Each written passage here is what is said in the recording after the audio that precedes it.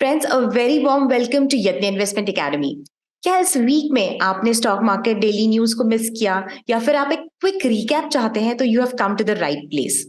इस वीक में जो भी वर्ल्ड इकोनॉमी लेवल पर, इंडियन इकोनॉमी में और स्टॉक स्पेसिफिक जो भी इंपॉर्टेंट न्यूज थी उसको इस एक वीडियो में कवर करने का ट्राई करेंगे। इस वीक में यदि इन्वेस्टमेंट एकेडमी ने 7 साल पूरे किए हैं तो 7 इस प्रोमो कोड के साथ आप अपना फाइनेंशियल प्लानिंग रिपोर्ट हमारी वेबसाइट से सिर्फ 70 रुपीज में डाउनलोड कर सकते हैं। सो प्लीज ट्राई कीजिए।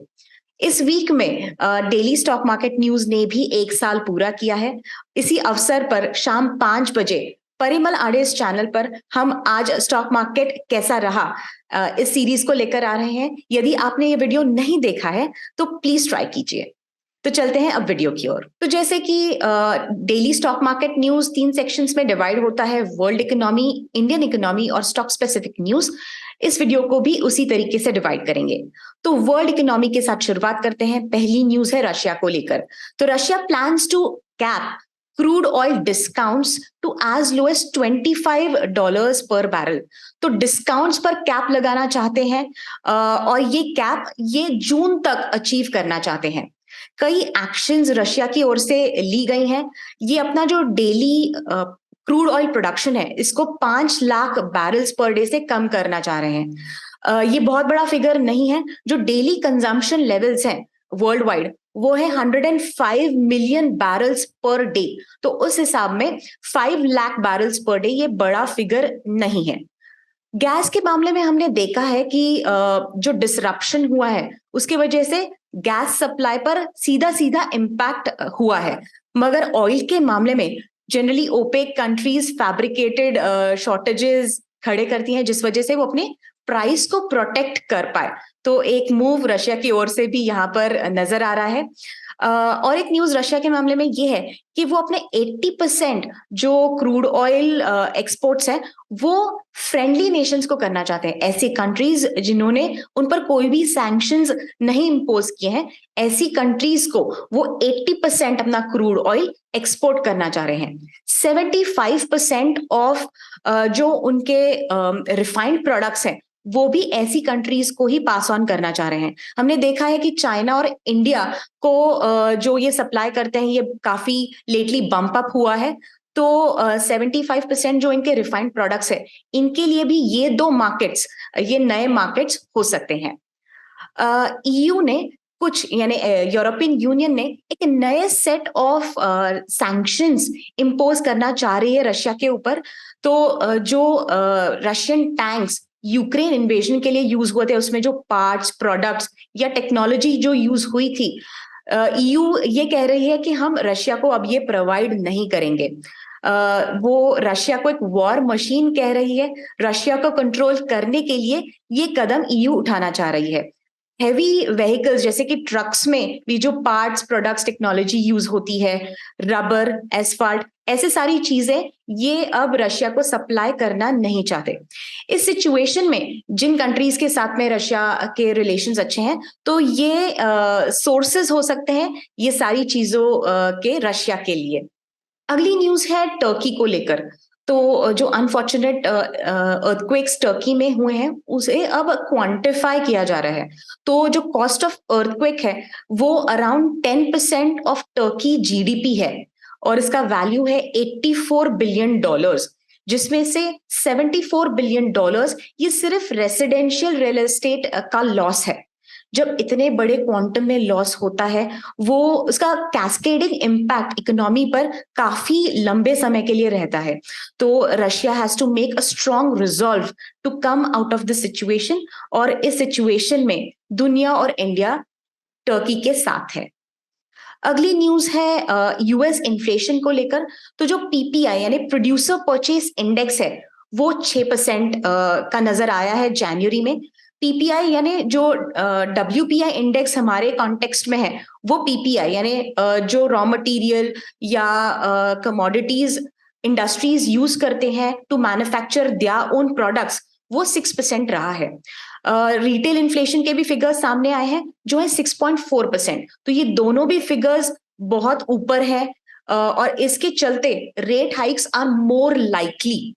जब रेट हाइक्स होंगे तो US will become a safe haven for investors for investment, जिसके एंटिसिपेशन में ऑलरेडी जो 10 ईयर यूएस जीसेक है वो 3.84% तक ऊपर चली गई है।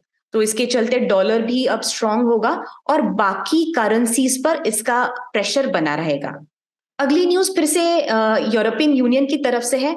इन्होंने गैस और डीजल व्हीकल्स को 2035 से बैन करने का अनाउंस किया है। It's a good move when we are thinking about global warming, and it's a good news for EV manufacturers and battery manufacturers, क्योंकि यहाँ पर इमीडिएट अडॉप्शन अब होगा बाय 2035 टुवर्ड्स ईवी।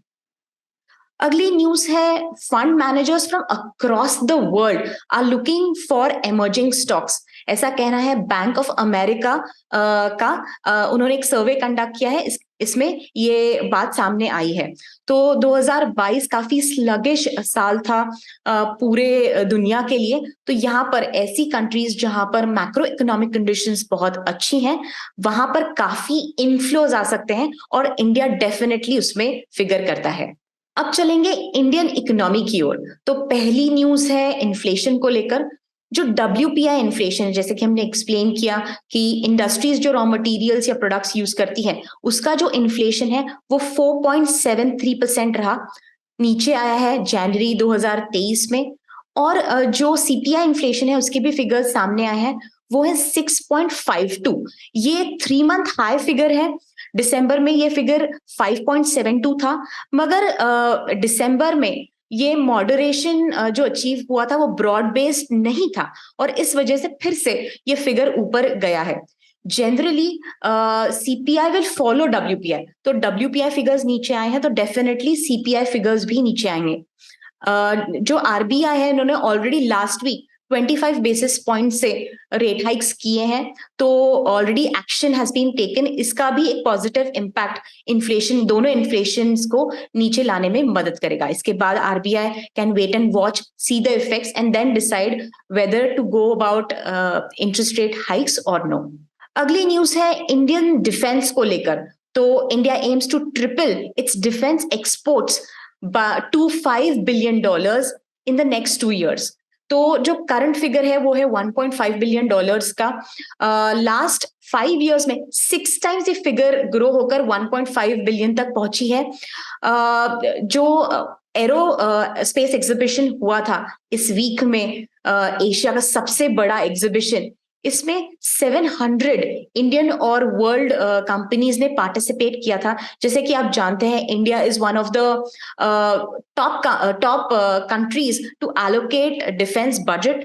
इस डिफेंस बजट का फिगर था 5.94 lakh crore rupees, which is up by 13% compare to last year. तो इस पाई का एक स्लाइस लेने के लिए ये 700 कंपनीज ने यहाँ पर पार्टिसिपेट किया था।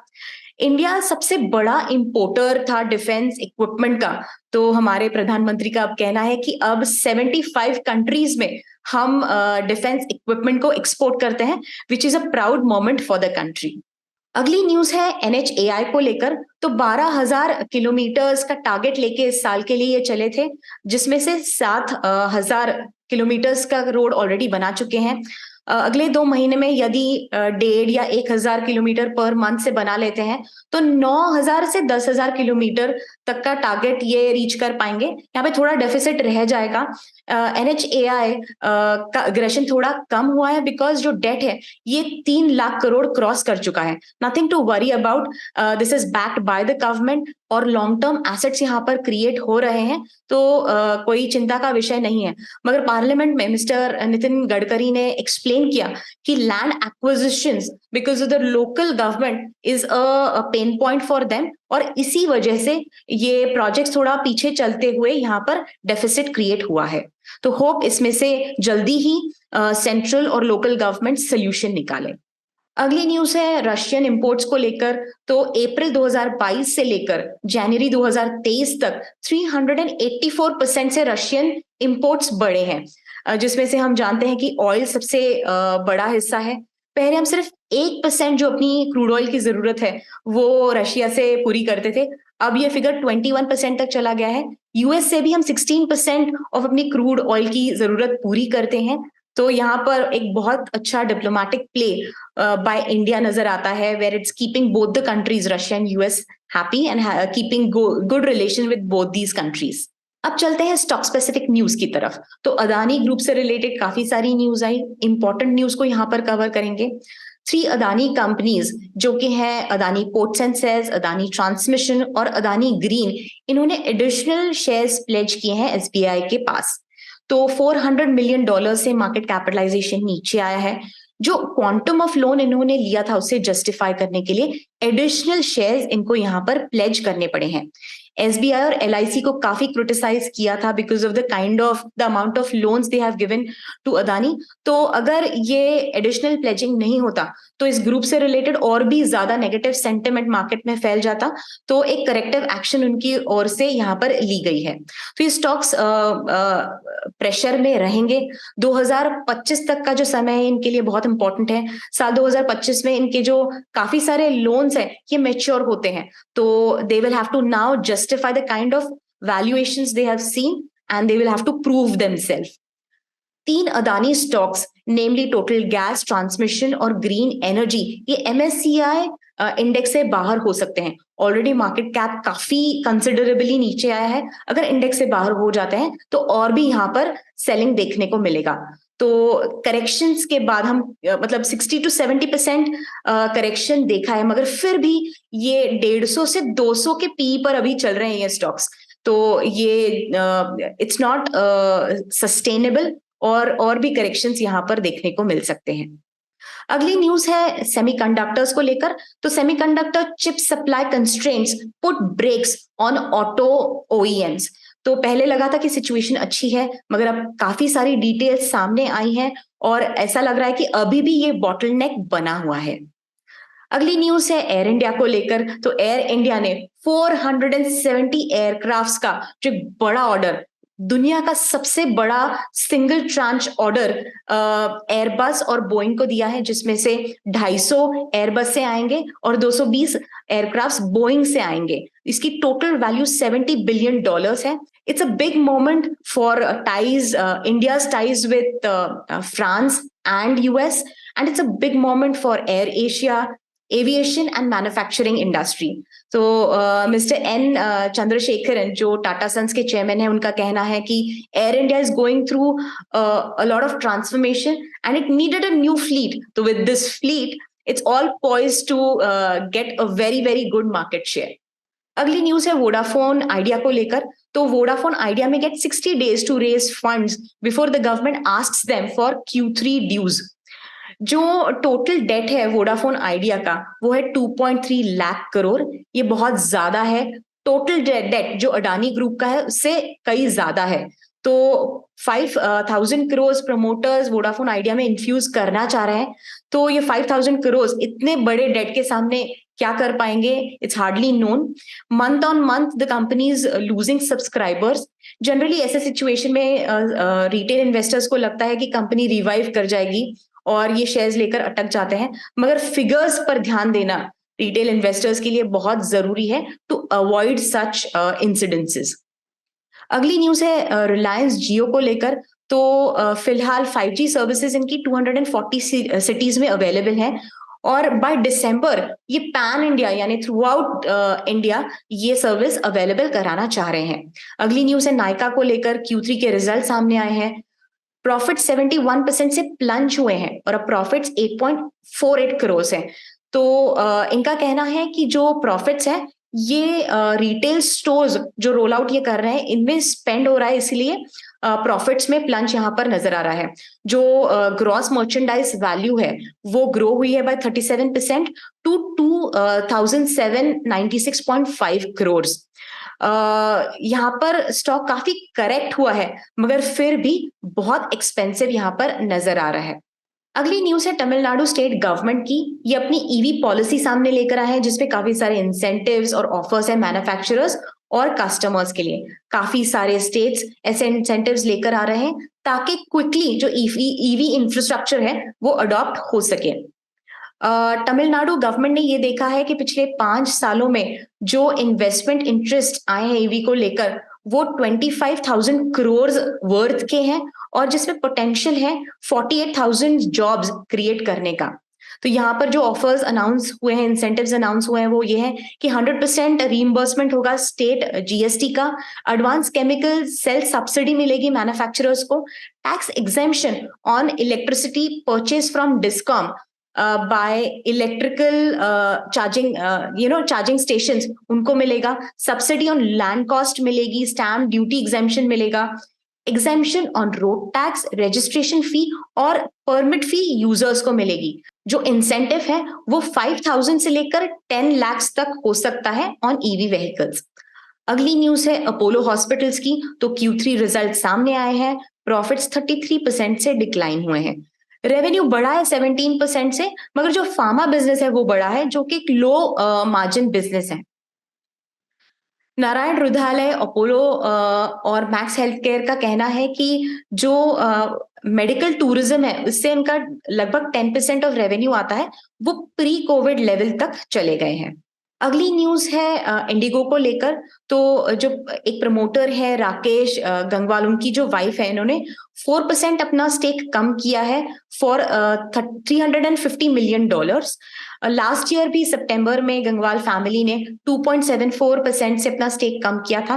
प्रमोटर्स के बीच डिफरेंसेस के कारण मिस्टर गंगवाल अपना ये स्टेक इंडिगो में कम करते हुए नजर आ रहे हैं। HDFC को लेकर आखिरी न्यूज है। HDFC ने 25,000 करोड़ रुपीस के जो नॉन कन्वर्टेबल डिबेंचर्स है वो लेकर आए हैं मार्केट में।